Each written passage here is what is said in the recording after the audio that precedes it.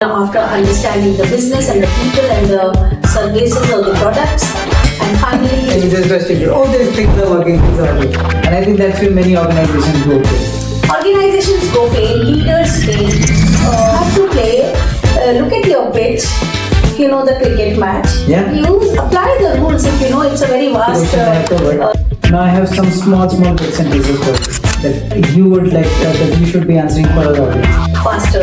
Yes, faster. Fingers for the first 5 weeks. Yeah, very exciting story, audience. And on that note, thank you so much for watching in. Tune in again. We will be right back with.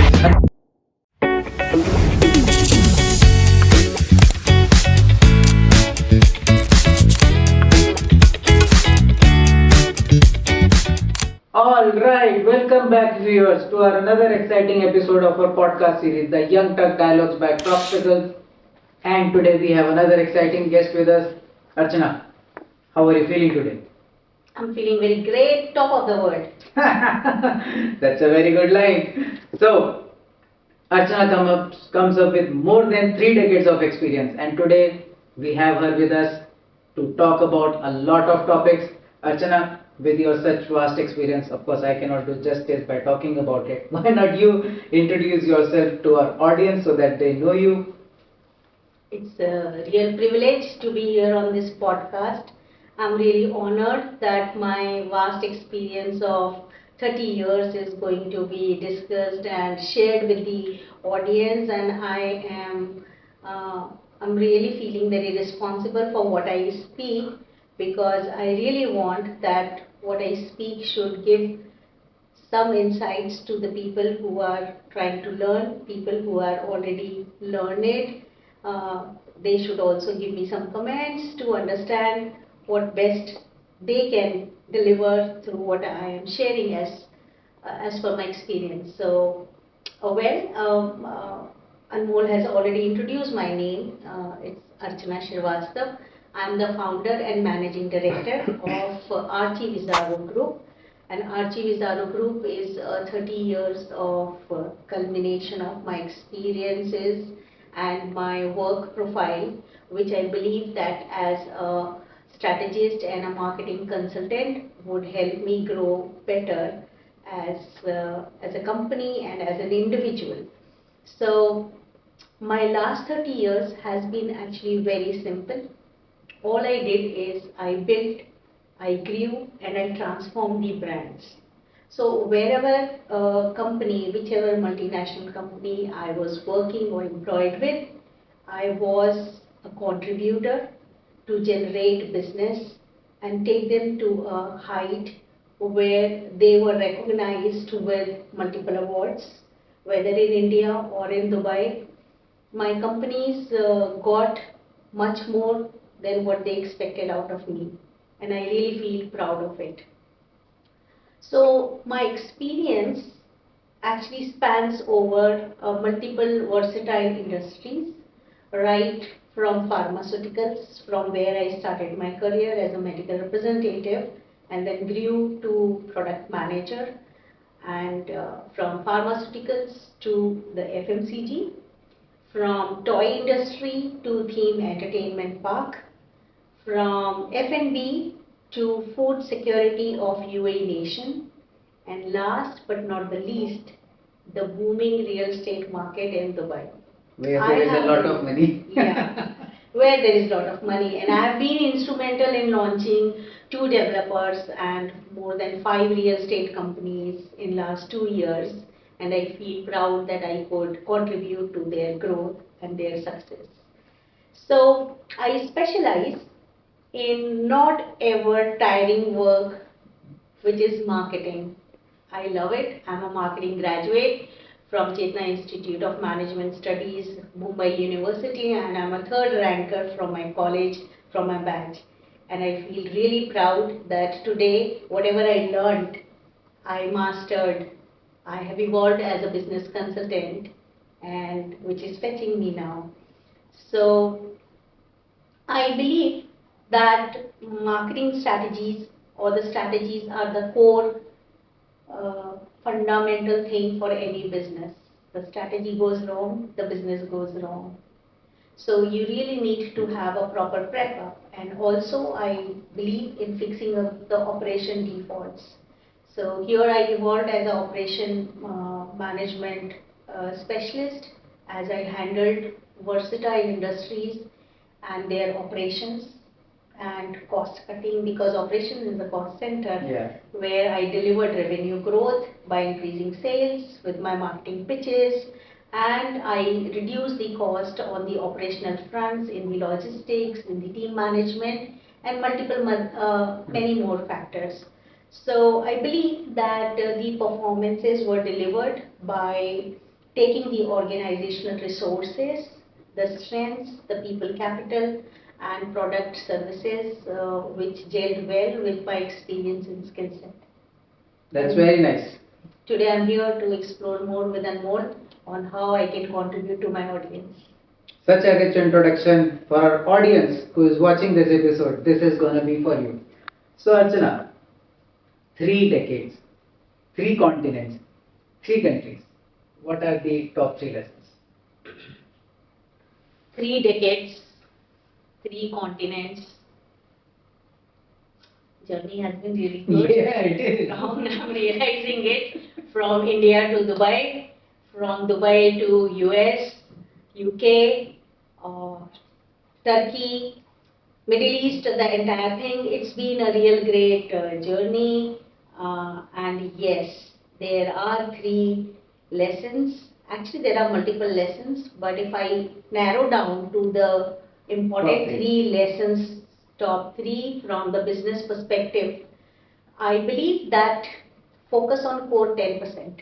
Okay. So there is a business, you have multiple products or you have multiple services. The whole idea is to find the right product, which is the 10% of the entire product portfolio, which with effective strategies and business model will deliver the 90% of your revenue and profit. So yes, narrow down to the core 10%, focus, work hard, and you're done. The business is yours. And this applies to services and products both? Both. It's, see, because if you go to multiple things, your core efforts would distribute, and you would not be paying 100%. So the whole idea is that you focus on something and deliver it effectively, which is marginally much more profitable from the business point of view, and you grow that, and eventually the other lines, they would grow by themselves. So identify the core 10% which will deliver the 90%, which would definitely take care of the rest of the basket. So for our audience, as most of them are from understand Hindi, so बड़े बुजुर्ग कहते थे कि दो नाव में कभी पैर मत रखना. That's what you are suggesting. Very true. It will take you apart. Yeah. So why you want to get apart? It just be focused. Walk straight, walk slow, think, deliver, and you achieve it. Very good. Second lesson which I thought and I've learned is the culture is very important. Traveling to different continents for business and different countries, I realized that culture eats strategy as lunch. So how do I explain? Culture eats strategy as lunch, but the operation, it feeds the culture. So when you value your strategies with respect to the culture and the country or the continent where you're working, it is important what you're feeding them. They will absorb it. And how your operations are aligned so that they help the culture to take the lessons. So for me, it is very important. Strategically, actually the strategies are cheap and accountability is priceless. So if the strategy is cheap, accountability is priceless, you actually need to embed a culture by changing the operations, the rhythm of the operations, so that you can measure what you're doing, you can report, and you can then deliver and celebrate. That's my second lesson. Very, very clear. What's the third one? Well, the last but not the least, the third point is very important. The pivot point is always people. So every major transformation, whether it is in real estate or in any industry, it would only succeed or fail if the leadership team is not focused on the change and the team is not taking the responsibility of the deliverables.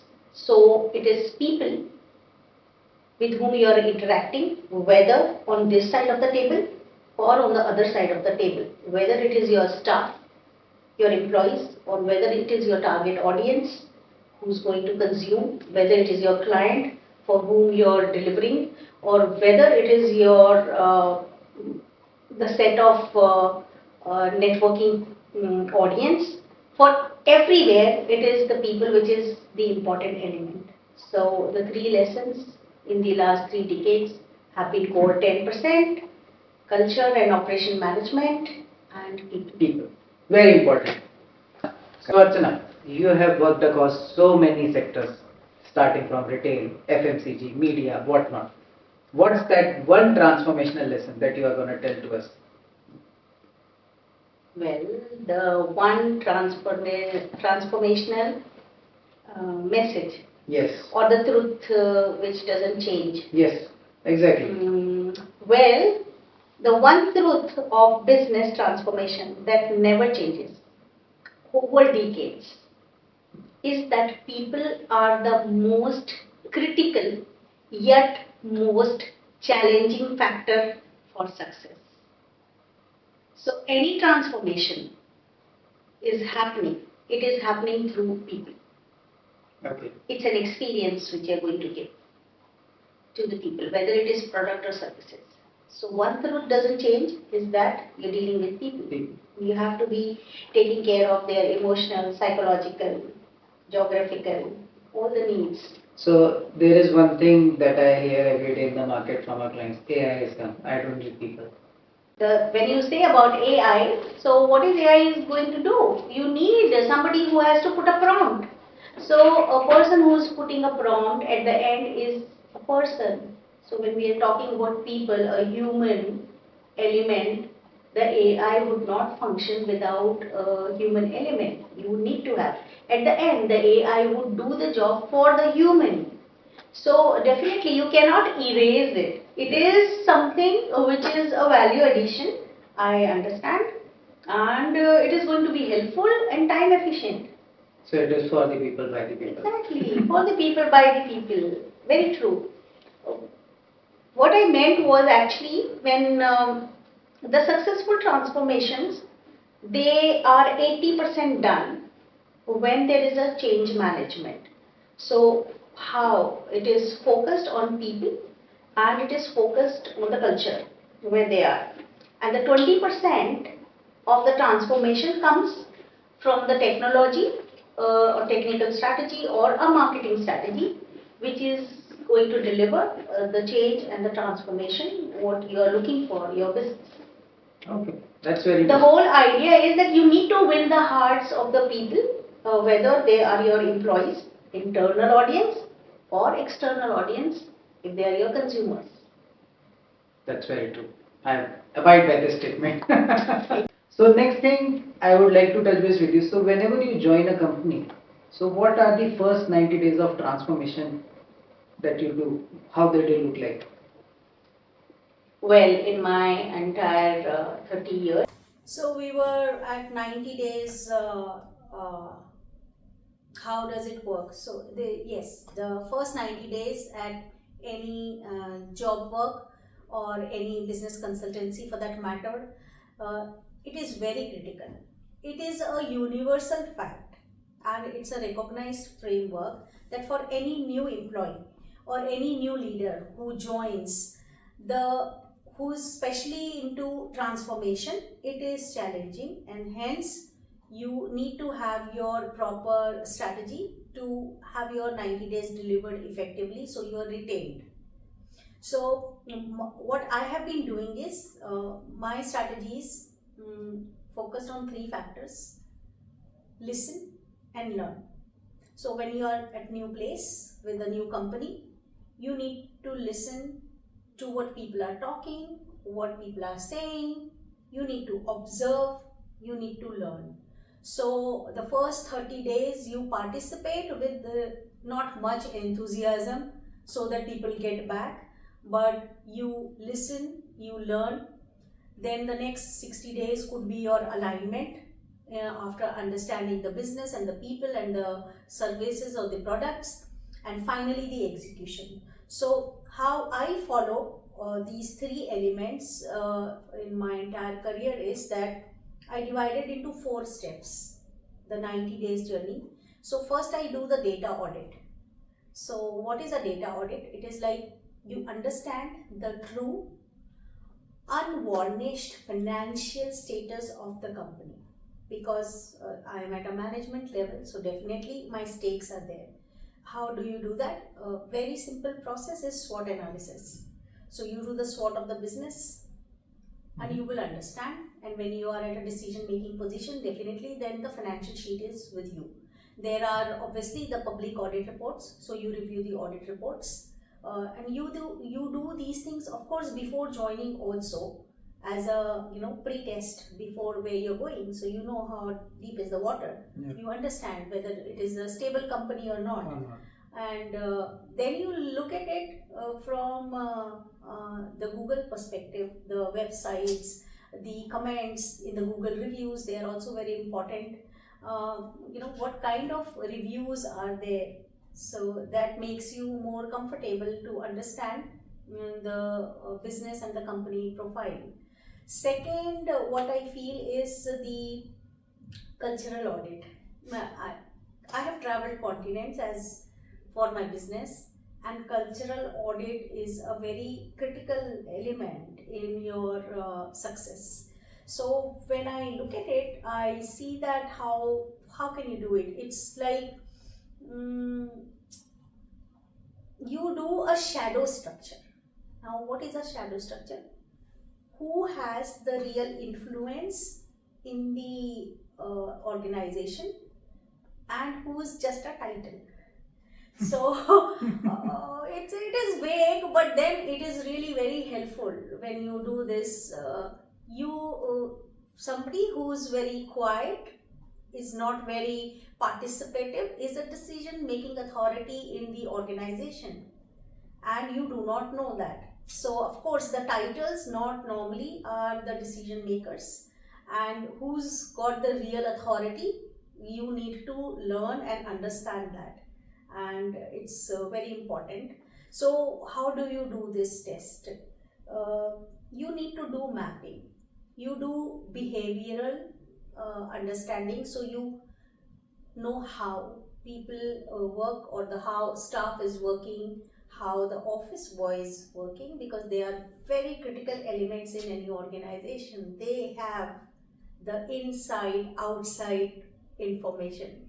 So of course it is cheesy to connect with the office boy, but there is a professional way of handling it effectively so that you get the information in an appropriate manner. So you know how. Then there is the core values. The company is having what kind of core values which are being practiced. So which is like the why of your cultural audit. And also the power dynamics. So what is power dynamics? The who. As I said, the who is an influential person who's actually operating the office management from the back seat and is not the face of the office. That's very important. And then you do the mapping and you understand and you learn how you need to behave, what you need to do, and this is how it would work. And the third element is the alignment mandate. So how do you do the alignment mandate? When the 60 days you've already had, 5-6 leaders who in your organization from different departments, who make decisions, who agree on one single quantifiable shared vision of the future for the company. You make your strategy. So first you align with them and then you propose your strategy. And the final stage is the execution.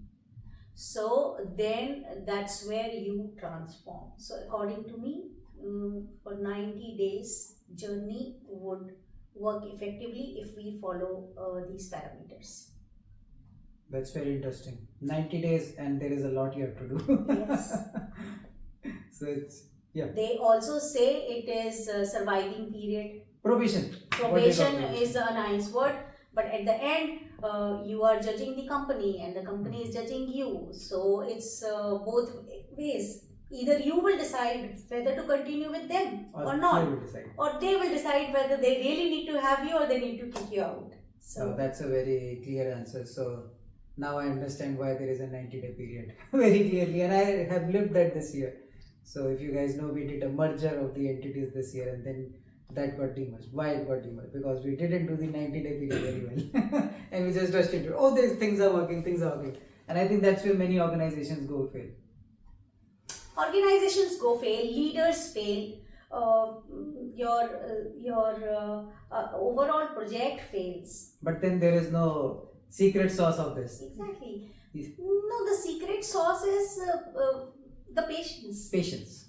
The patience. That's your secret sauce. Just keep working, keep executing on the right side. Keep working, have patience. Don't be over enthusiastic, Don't be over delivering, don't be over promising. Yeah. You know what happens? You end up for negotiation and you over promise. You overshow. You are overconfident. So when you are over, then it gets over. I like that. Over means over. Yeah, so you have to play safe. You have to play, look at your pitch. If you know the cricket match, you apply the rules. If you know it's a very vast known game, and you apply, you know the pitch, you know how the ball is coming, and you need to bat, and there goes the sixer. That's how it works. So the ball has to come first before you bat. Exactly. You have to be prepped up. That's a very good metaphor. So there is a thing, so let's say I work on a brand for 15 years and then the owner comes in and they say, I want to rebrand. But then in market, if you talk about rebranding and reinvention, people confuse these words. They means it. Yeah, people would confuse, again, as a marketer or as a marketing strategy planner, it is very important to understand the terminology. Yeah. And that's why you have multiple set of education guides or mentors who would teach you. So from my journey of marketing, I understand that rebranding is, in a layman terms, it's a fresh coat of paint. Right. So you have a wall, it's cream color now. Now the rebranding is I put red color. So that's a fresh coat of paint is rebranding, and according to me, a reinvention is a new engine. So basically I got a new home. Now the wall is totally different. Exactly. So the rebranding changes your logo, it changes your colors, changes your tone of voice of advertising, which is a marketing track. This is how you need to go. But what happens in reinvention? It changes your whole value chain. So when you are operationally processing it, fundamentally, you're looking at it, you are altering how you value to the customer. So your reinvention is going to be rebranded possibly, which might get noticed. But only when a reinvention can sustain growth, when there is a proper trajectory of the business which has been defined. So for me, it can be done together, it can be done short term. If you're looking at long term, reinvention. That's a very clear answer. Whenever, so we also are into digital marketing, as everybody knows, and you also know. And you are into like the overall, like you start from here, from the top, and then the execution goes down. So we are at the execution front, mainly. Strategy part is taken care of. So when we talk about marketing, brand building, sales, many of these stakeholders, they come, oh, I ran a campaign today and the sales did not come. So if I talk about that, what is more important, brand part of it or the sales execution first? Well, I believe if you're looking at something which drives impact faster, then the sales first execution is the factor which will drive the sales faster. But brand building, it drives it. The impact is for a longer time. Basically, if I build a brand, so it's like building a house. And if I am doing sales Long first term. execution, it's just an apartment on rent. Long term. So apartment on rent, very well said. Short term, you're looking for a faster rental and you're going into your own villa. It's a long term impact. So that's what is a sales first approach can give you a quick revenue generation, a spike in your business like this. But it's a non-sustainable sugar rush to your product or services. What would happen truly if you have planned a strategic growth? Then according to me, you need to go for a brand building exercise which will move the product in a defined manner in the respective market, and you will then have a long-term sustainability growth. That's very good. So, as many of the people who are watching you are startup founders, so what do you suggest for them? What should they go for first, sales or branding? Look, what we discussed here was the established business. Established business is good for sales fast execution, but for a startup, you will have to go the 360 model. You just can't excuse one of the factors and then keep wondering why I did not fare well. So for startups, the 360 angle with respect to all 4 P's. Primary focus, price, product, place, promotion, and I'll add the final 5 according to me, the people. That's your target audience. Very important. It is very important. No. So why I asked you this question, because we also keep on telling this to our clients, you need to have a 360 approach. Just don't focus on sales. You are building a startup. But many of them, no, I just want immediate results. We understand you are a startup, you are on money. We are also a startup, we understand. But then if I don't do the right branding, why will someone buy from me when there are established players in the market? I agree with you. You know, we have been, if you're looking at only the Indian market or any other, the startups, they decide to start up. Okay. You need to fund your business. If you don't give a fundamental model, a key, how do I say? When you construct a road, you go down the earth at multiple levels to make it strong. So for any startup, you need to dig in, come up on a level where you're going to offer. You need to invest and not start looking for, immediate break even so that the profits come. The profits would generate. Where people fail, according to me, in a startup, because I do business consultancy. In last 2 years of my professional business consultancy and in my 30 years of entire experience, why people fail with the startups or the new projects? They do not invest. Marketing is a cost center. People are little bit confused about marketing as sales. Yes, that's the problem. Exactly. That's the biggest problem in the industry. When I join a company and they say, okay, Archana, you are the marketing head. I'm like, yes, I'm the marketing head. And I have a 100 million budget. So when I propose a 100 million budget, then from that 100 million budget, I'm giving you an insight of an ROI generation for 500 times a better business. But when you are doing your analysis or you're assessing, you say, we didn't reach this much, but you didn't even spend 100,000. Yes. No, so you don't blame the strategist. Yes. Because the implementation is in the hands of the owners. So for the startups, we start very strong. This is what I have. And then we fail because we do not invest proper money for marketing, which is the key pillar for the startups to grow. Yes. And this happens a lot, especially when we talk about startups. So considering we work closely with startups in India, so what they do is, okay, we tell them spend 50,000 rupees. Now they will spend that. Not spend that fully. They will say we are gonna spend that, but when it comes after 5 days, I haven't got any results. Please, I need to stop on this. That's the situation. You see the multi-level companies, Unilever. Yeah, Unilever. You look at the brand. You look at the success rate of the brands. You have the same line of one product with different brands, catering to the different price sector, catering to the different target audience according to their pockets, and they are all success. They are all the brand leaders. Why? Because they invest. At the end, if you are a brand manager or a product manager with a high professional multi corporate company, you will be asked why you did not spend the budgeted amount on marketing and advertising which you projected. Yes. So I was asked in all my assessments, in quarterly assessments, 6 months assessments. Okay, Archana, this was your budget.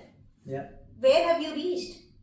And if you haven't reached, why you haven't reached, and how do you plan to utilize it in the next quarter? And if at all there is a requirement for an extra, you justify with your actions why it is. Why? That's how you need to work. You need to pump in. Very simple. That's how marketing. Yeah. You need to pump in, otherwise it doesn't go. If there is no pump, there is no show. Sure. Very true, very true. So in the current era, there are these new terms coming in every day.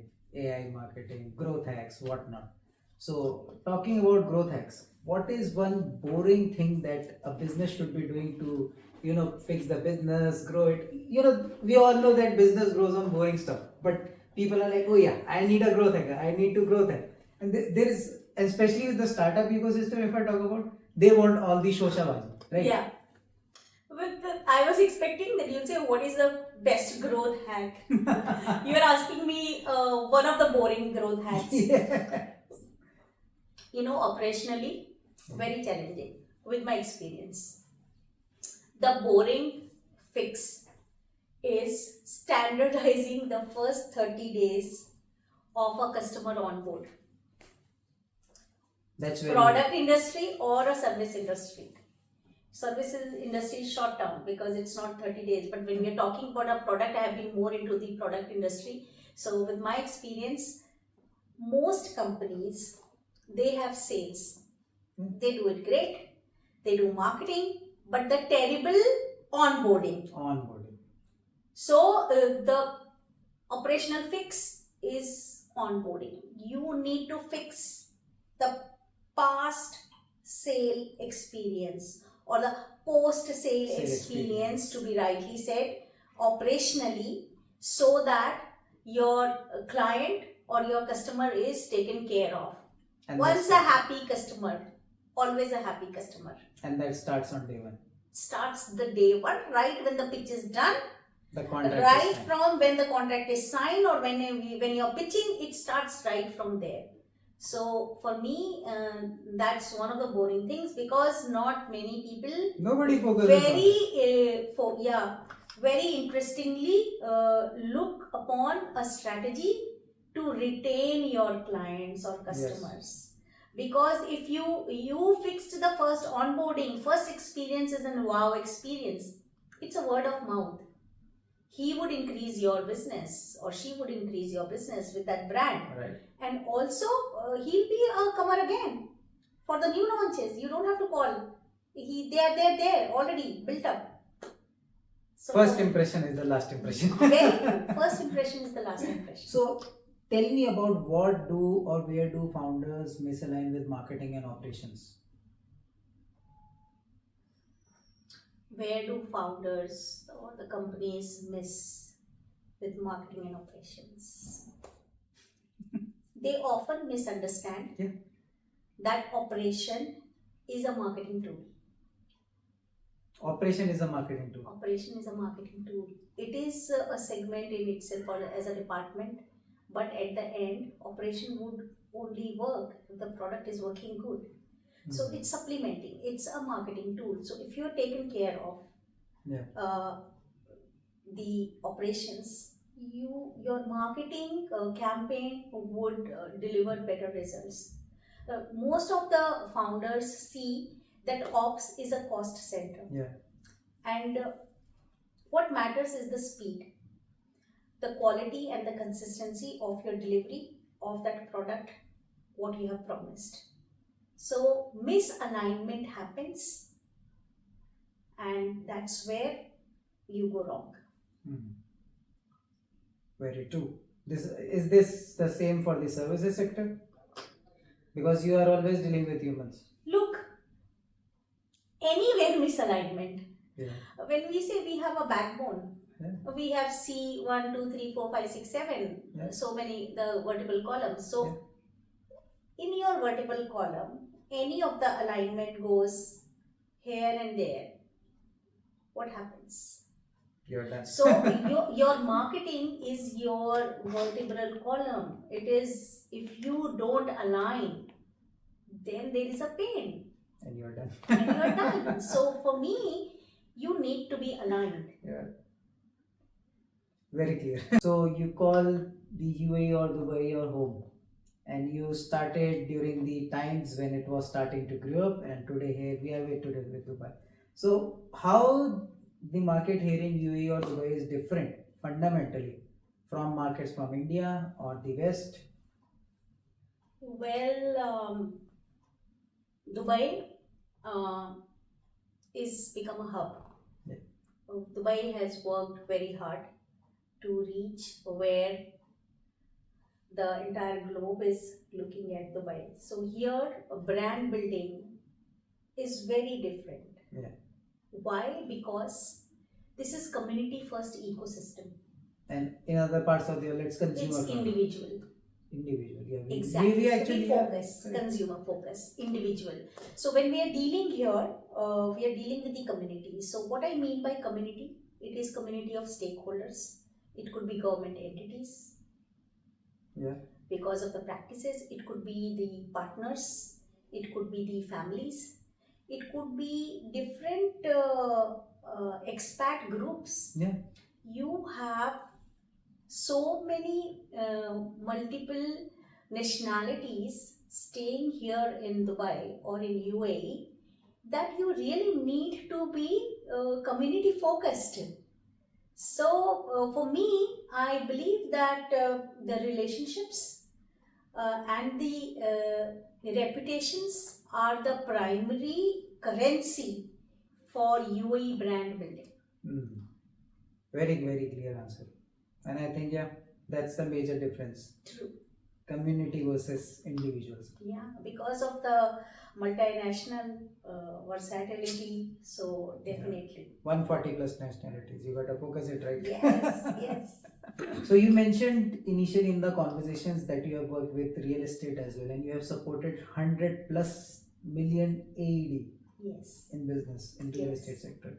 Yes, so my last employer-employee work arrangement was with one of the real estate professional. So they have been here for more than 4 decades. My God. Very well-known real estate business, and they wanted to launch themselves as a developer. So, and I was part of the team as marketing, operations, administration, which was, I was wearing different hats at A lot. different times. Yeah. So what I've learned being instrumental as part of the growth of the company, that the biggest insight is the profound difference between a luxury purchase. This is my market research with respect to different developers here in Dubai who have different types of products, ready products, off plan. So a luxury purchase and a wealth preservation. Why I say a wealth preservation purchase? Because the buyers are at the level of buying a home. So they buy a home or a view. They are buying a geopolitical stability and a financial stability in UAE, which is a very major concern in today's world, where you see my chefs happening I'll not name the countries, but then there have been different country people who have been leaving their countries and looking at a safe place to come and reside and invest.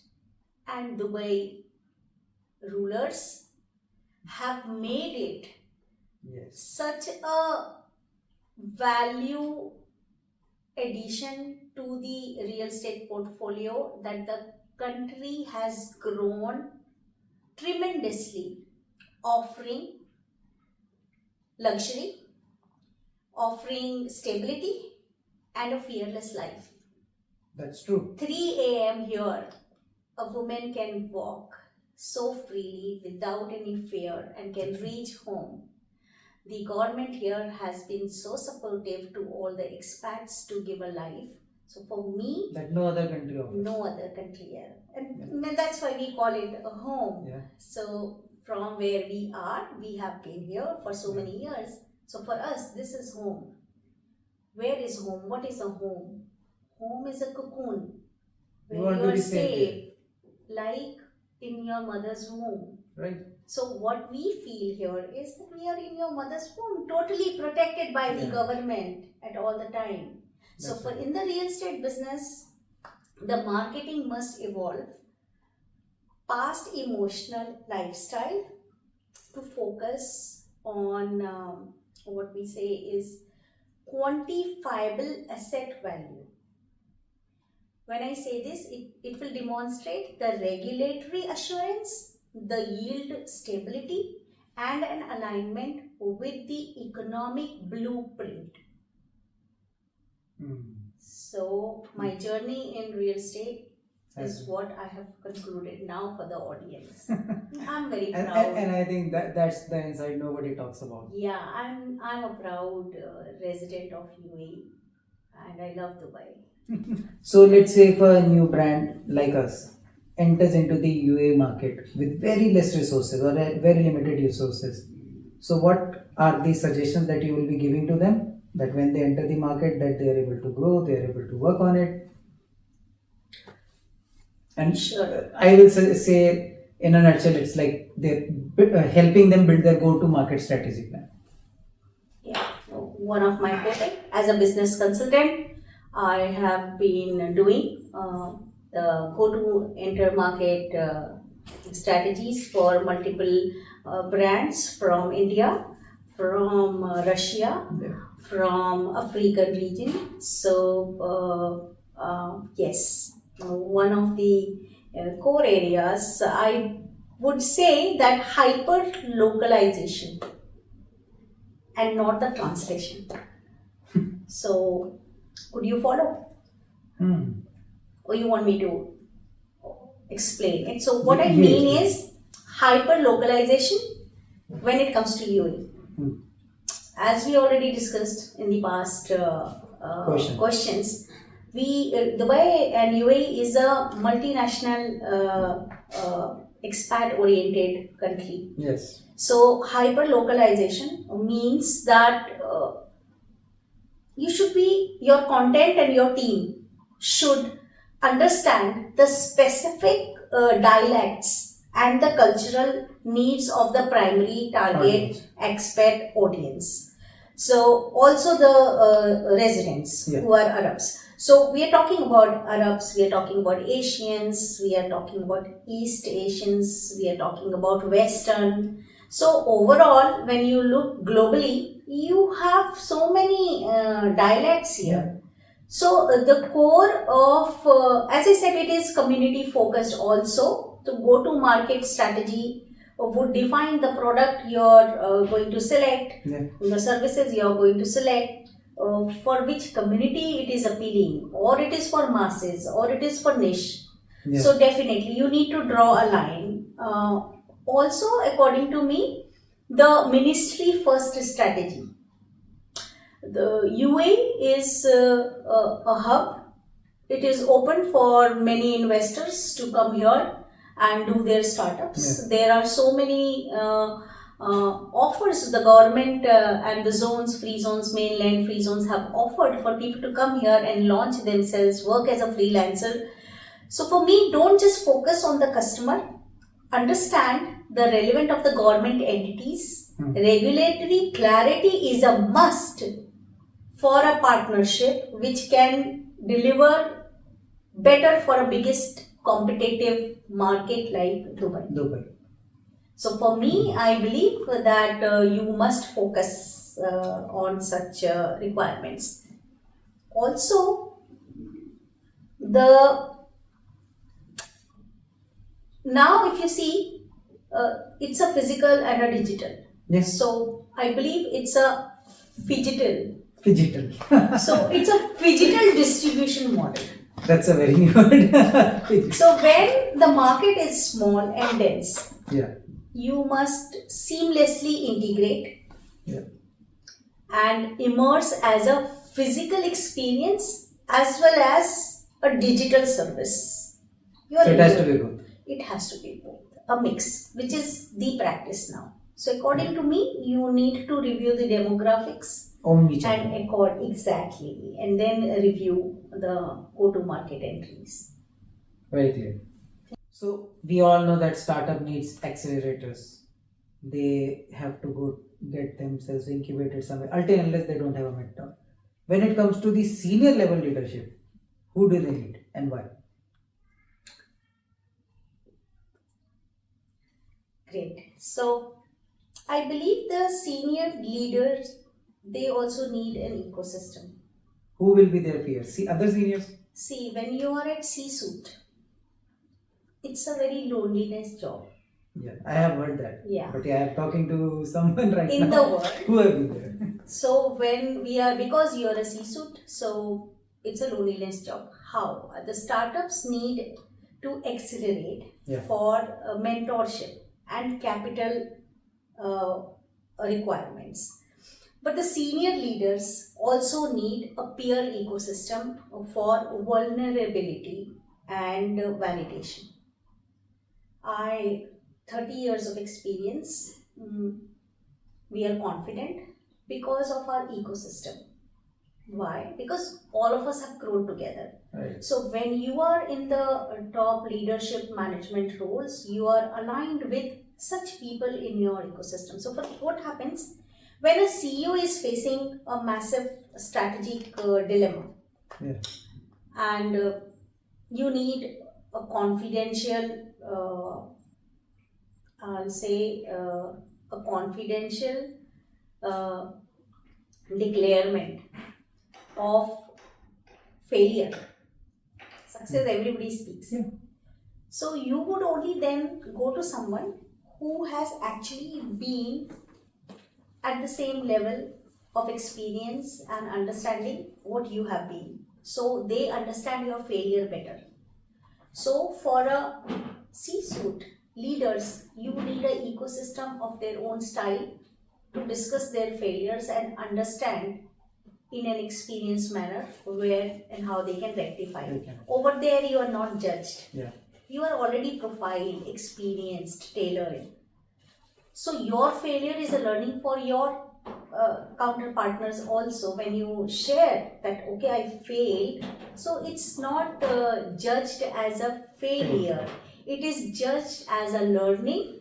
So everybody starts wondering what went wrong And what went wrong? and what went right and how we can make it up. So yes, mentors for the startups is good, but an ecosystem Yes. for us is a very important factor, and I use it very effectively.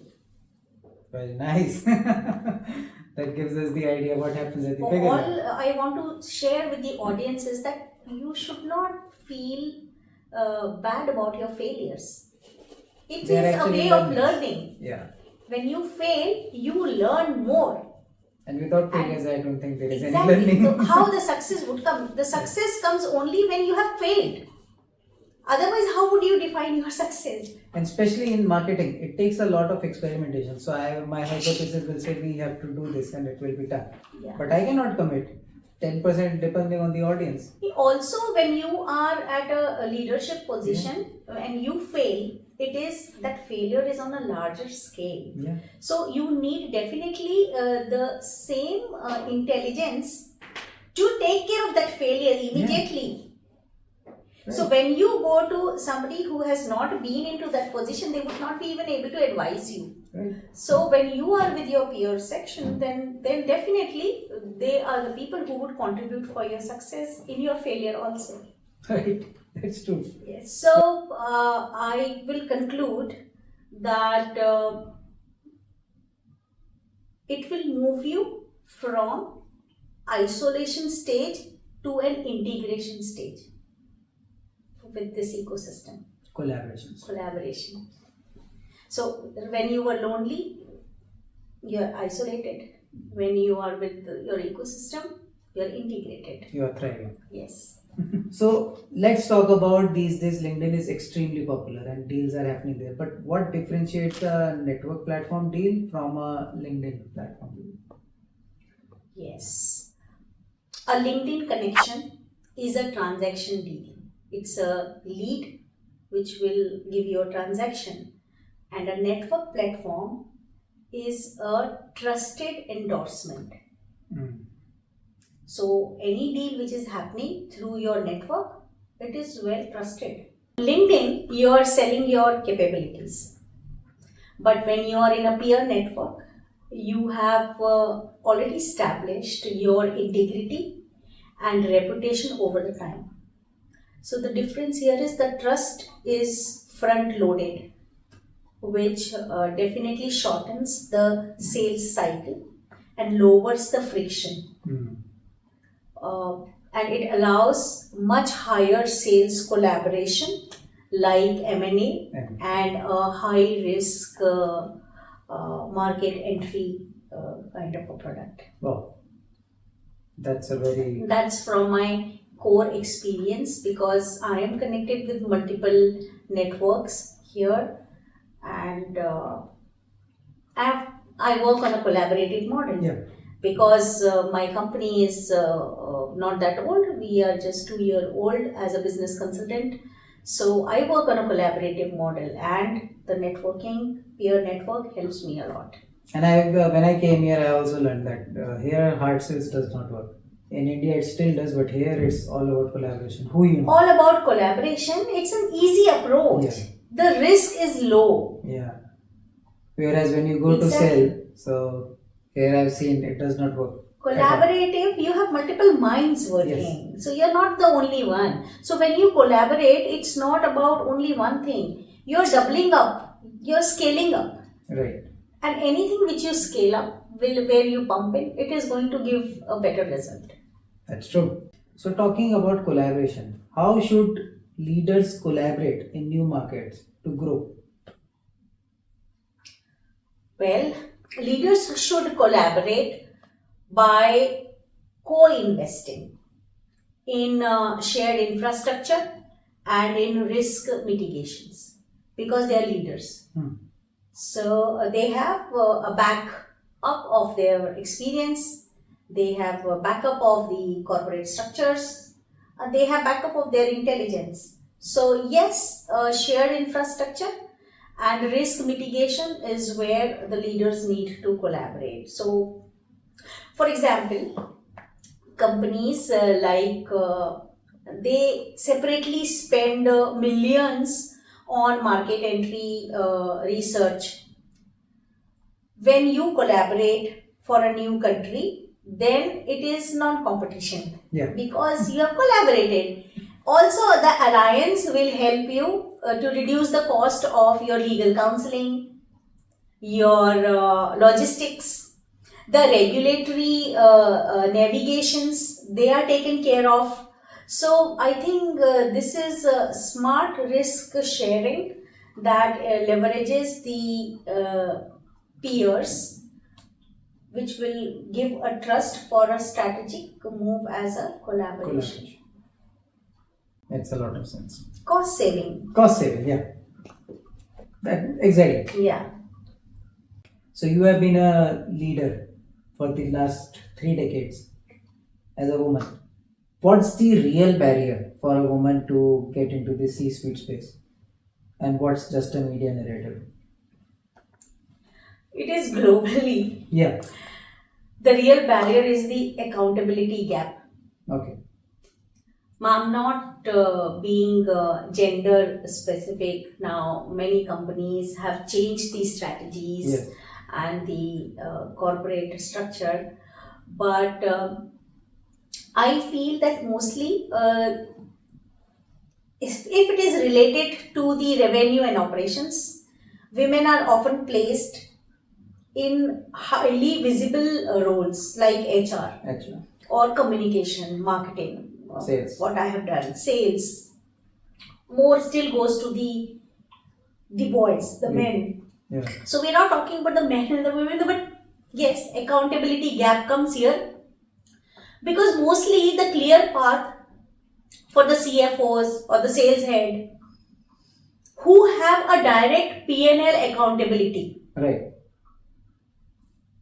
Hmm. There the gap comes.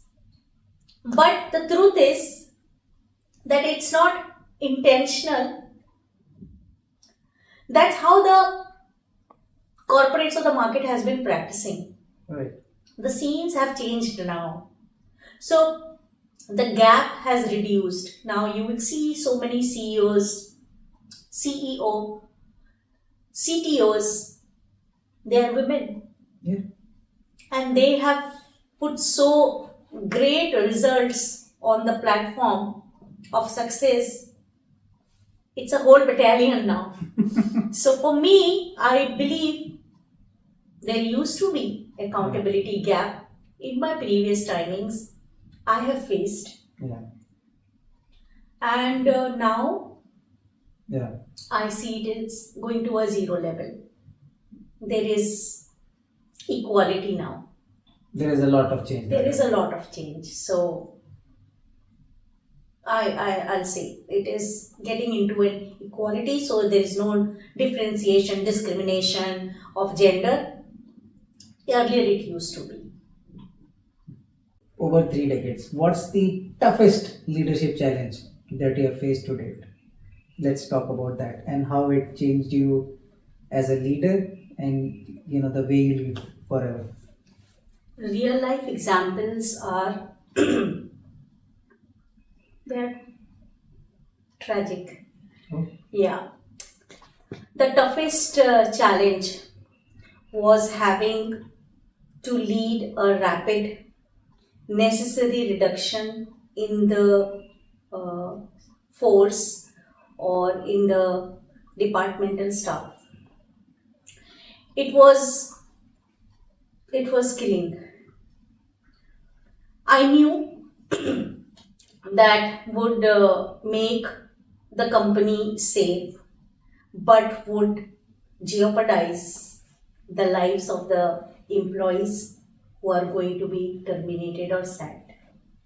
I was sitting in an authoritative position where I had to deliver the job of downsizing the staff and closing the unit, Oh my God. where more than 250, 300 employees would lose their job. It's very emotional Yeah. facing them Who you work with every day. who you work with every day. You get into emotional bonding also with the employees because as a leader they look upon you. Yeah. And also being a lady leader, Yeah. they look upon you as a terror also sometimes, as a helper also sometimes, and since I'm leading, they look upon every action. Yes. So for me, it was very challenging to do this job. I learned how to decouple empathy and take decision making.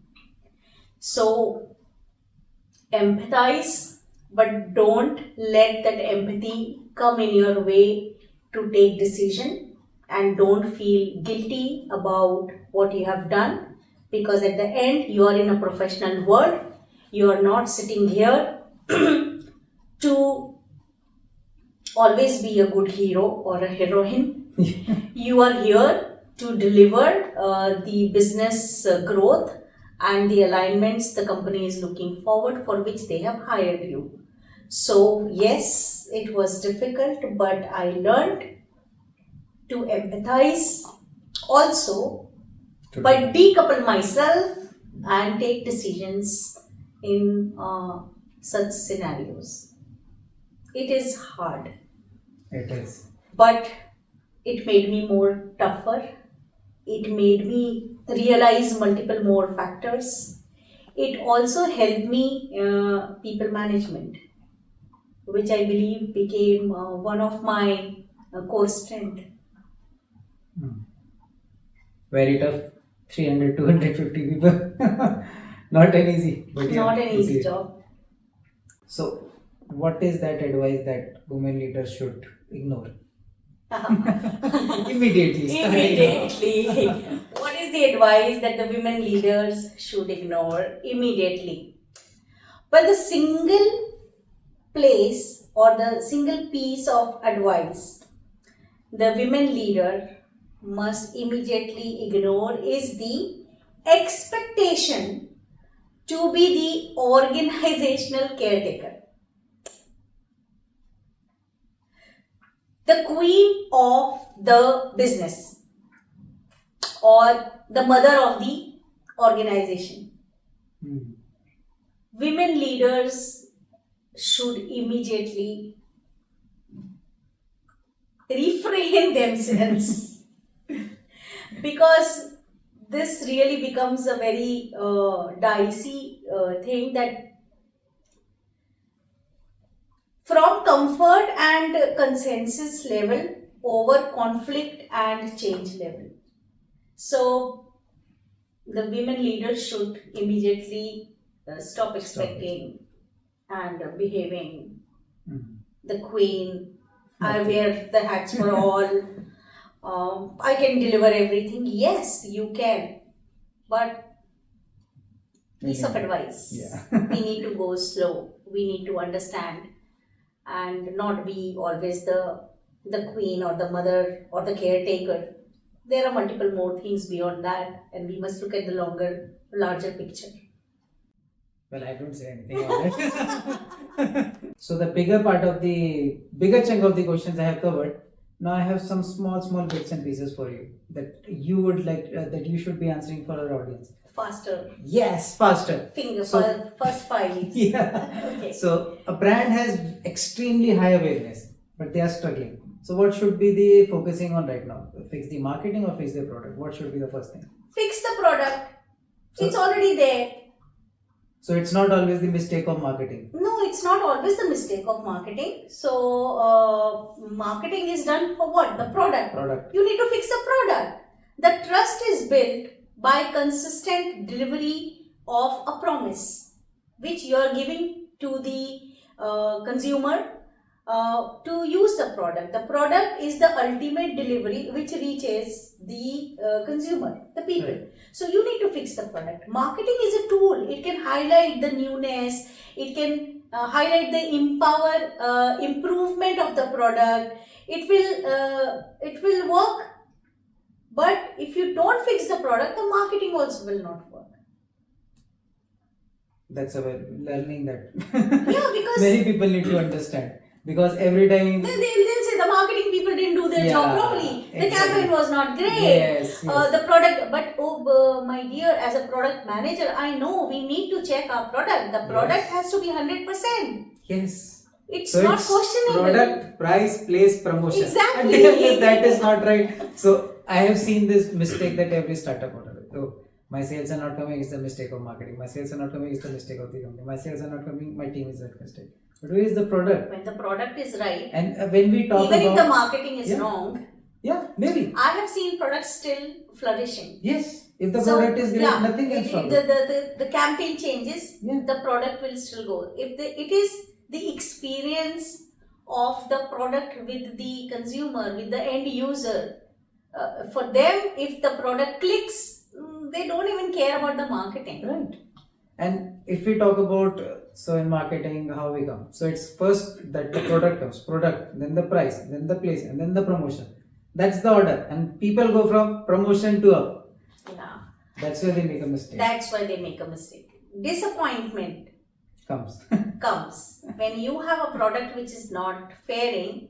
You're promoting a disappointment. So Yes. marketing will not justify. You have to have a right product. Yes. So definitely Priced fix- rightly for the right Exactly. audience at the right place with the right marketing strategy. Even if not the right marketing strategy, not the right place, if the product needs to be 100% right. If that's not, it does not work. That's where many startups they Because go for. this is the sell. Yeah. Everything is going to focus on it. So the other 4 P's or the 5 P's of the marketing will only come when the product is right. Right. They will go wrong if this is wrong.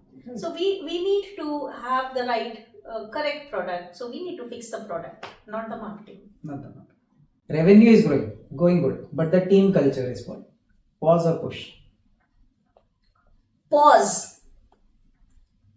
Ask why. Why? Revenue is growing, agree, but the team culture is sinking.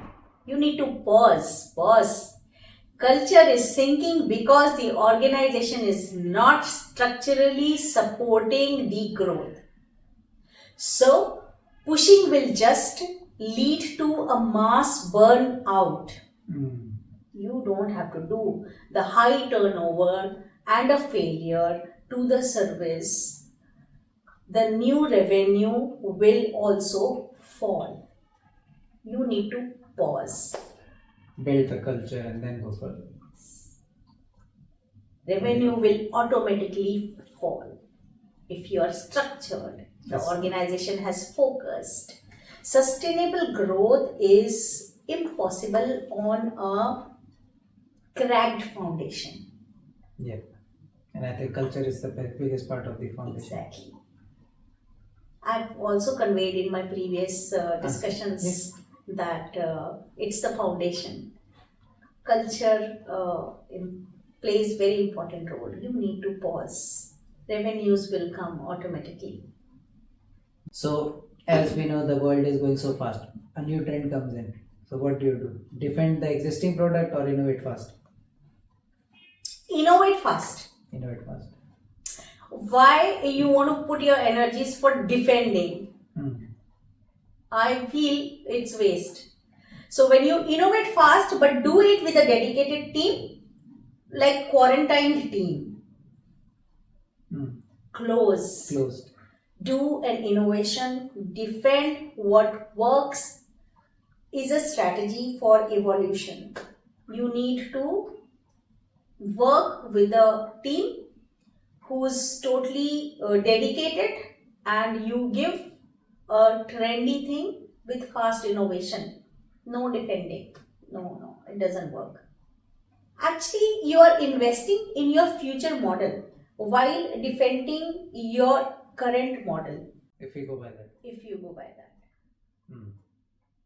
That's nice. So, if you want to, if you're not doing AI right now, so you're already out of the market. Yeah, true. So, you innovate fast or You be out of- innovate fast. or you get out of the You market. get out of the market. So you are actually, investing in your future, and you're defending your current model at the same time.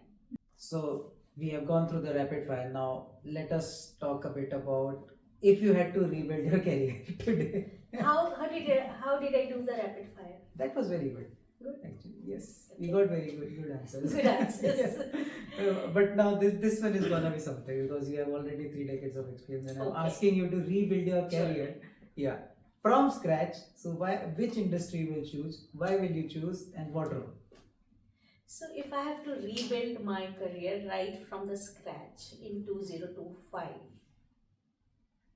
I would target the intersection of generative AI and sustainable infrastructure.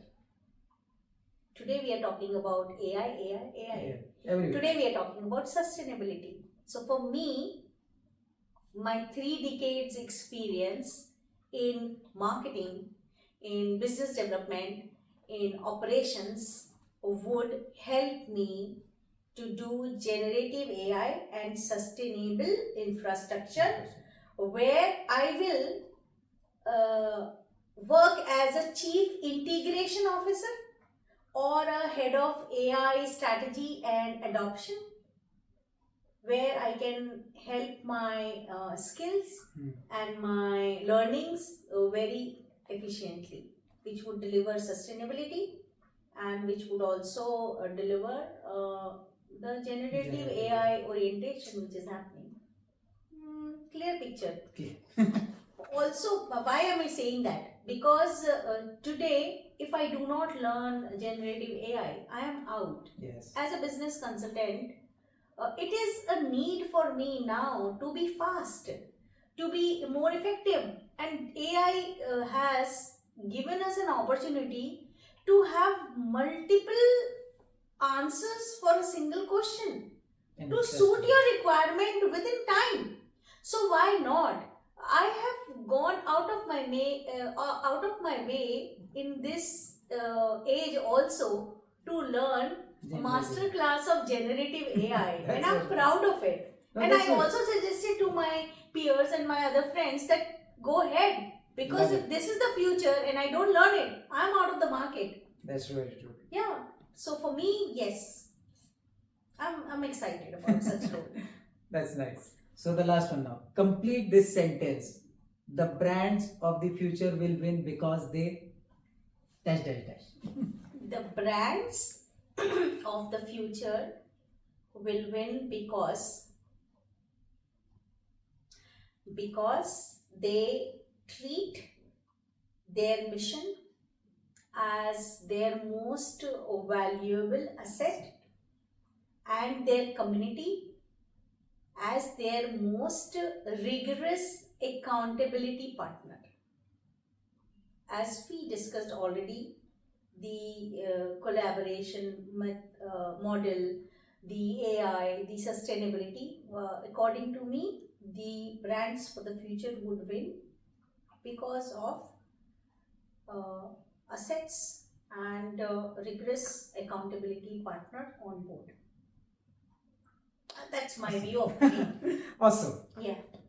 So on that note, we have covered it all. Thank you. So first of all, thanks to you for giving us so much precious time of yours for this episode. Secondly, thanks to our audience who have watched this episode till here. So before I say final goodbye to the audience, would you like to say something? I would like to say that I really felt young talking to Anmol, looking at his age, his experience, and the fast speed he's going. I am very much, I'll say I learned a lot also from him in my previous days, meetings and associations with him. And I'm looking forward to collaborate with him and work as a partner, being here in Dubai, and he being in India and Dubai, and we are looking forward for some great projects to happen. We will. So yes, I am feeling very energetic, very youth in myself, and the age is just a number. And I feel that I have much more extra ordinary marketing work coming in my way for AI and sustainable products, and I already see few of the things moving around in my mind. And good thing is that I'm sitting here on the panel with the youth, and I'm feeling young myself. And thank you so much for the opportunity to connect with the audience and to connect with you and share my views and my experience. It was really great discussing it. And where can our audience find you? My audience can find me on LinkedIn. Okay. Archana So put that Srivastava. down in the description. So we can put that in the description. And I am a business consultant, as I said, with multiple countries I'm working. I am a network club member where I'm an ambassador too. So I'm working with multiple ministries and with the different embassies and council general. I am looking to launch products from different countries here. I have already established few of the companies here to have their base, and I'm offering the services. All the details are there on my LinkedIn page for Archie Vizaro, and my contact details are there. I'm here open And also, anybody who comes through this podcast, you will get some discount for my audience. And on that note, thank you so much for watching in. Tune in again. We will be right back with another exciting episode on our podcast series, The Young Mavericks by Crobstacle. Till then, have a great day. Bye. Thank you.